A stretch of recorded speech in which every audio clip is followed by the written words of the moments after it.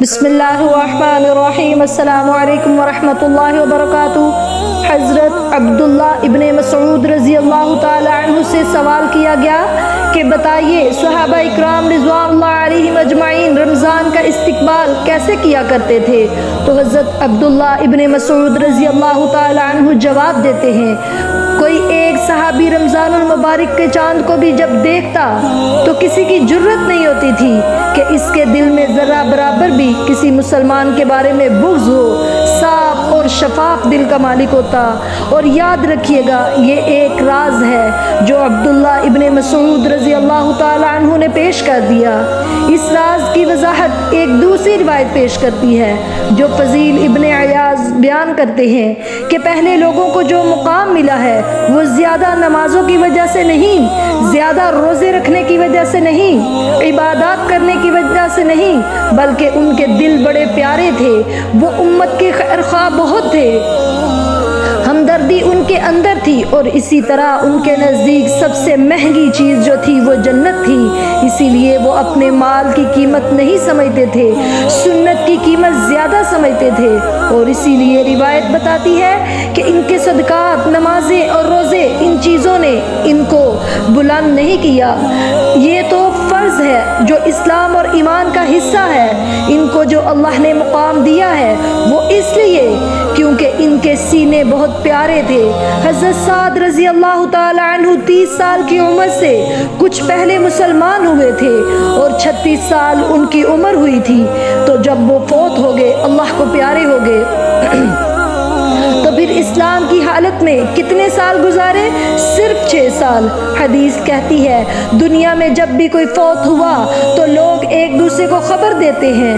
جبکہ صحابی سعد رضی اللہ تعالی عنہ کی روح قبض کی گئی تو جبریل امین علیہ السلام کو اللہ نے اسپیشل بھجوایا اور ساتھ ہی یہ خبر دی کہ اس کی روح کے استقبال کے لیے اللہ کا عرش جھوم اٹھا ہے۔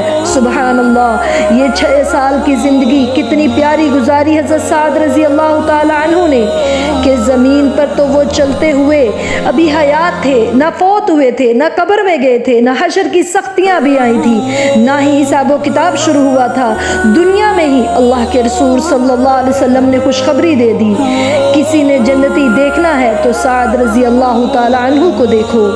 سبحان اللہ! اللہ کے رسول صلی اللہ علیہ وسلم نے جب ان کو جنت کی بشارت دی تو بشارت کس طرح دی کہ صحابہ اکرام رضوان اللہ علیہم اجمعین بیٹھے تھے، آپ صلی اللہ علیہ وسلم نے فرمایا یدخل علیکم انا رجل من ھذا الفج من اہل الجنہ، میرے صحابہ جو دروازے سے ابھی آئے گا، انٹر ہوگا، وہ جنتی ہوگا۔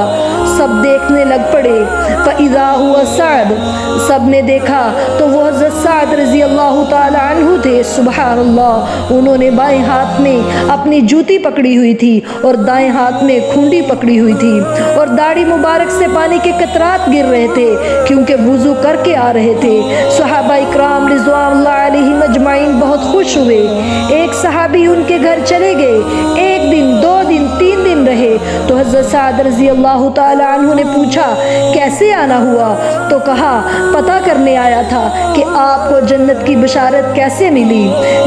جتنی تہجدیں آپ پڑھتے ہیں اتنی تو میں بھی پڑھتا ہوں، جتنی نیکیاں آپ کرتے ہیں اتنی نیکیاں میں بھی کرتا ہوں، کوئی نئی چیز مجھے نظر نہیں آئی۔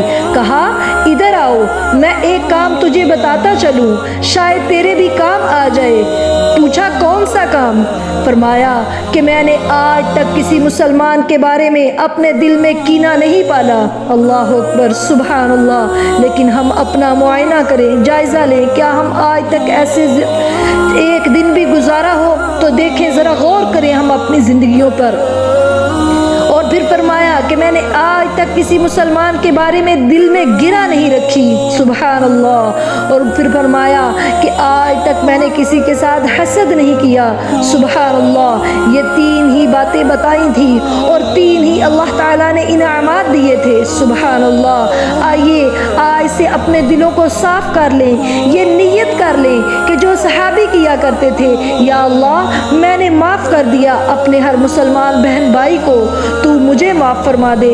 دل کی صفائی یہ وہ اصول ہے جس کے ذریعے انسان رمضان کا استقبال بھی خوبصورت کر سکتا ہے اور رمضان کو اپنے لیے ثمر آور بھی بنا لیتا ہے۔ اللہ تعالی ہمیں دلوں کی صفائی کرنے کی توفیق عطا فرمائے۔ اللہ ہمارے دلوں سے بغض، کینہ، حسد ختم فرمائے اور مرتے دم تک اللہ تعالیٰ ان چیزوں سے ہمیں محفوظ فرمائے۔ اللہ تعالیٰ ہم سب کا حامی و ناصر ہو، ہمیں مسلمانوں سے آپس میں مل جل کر پیار محبت سے رہنے کی توفیق عطا فرمائے۔ اللہ ہمیں چغلیاں، بخیلی جیسی لعنتوں سے محفوظ فرمائے۔ اللہ تعالیٰ ہم سب کو جنت الفردوس میں اکٹھا ملا کر بٹھائے، آمین۔ السلام علیکم ورحمۃ اللہ وبرکاتہ۔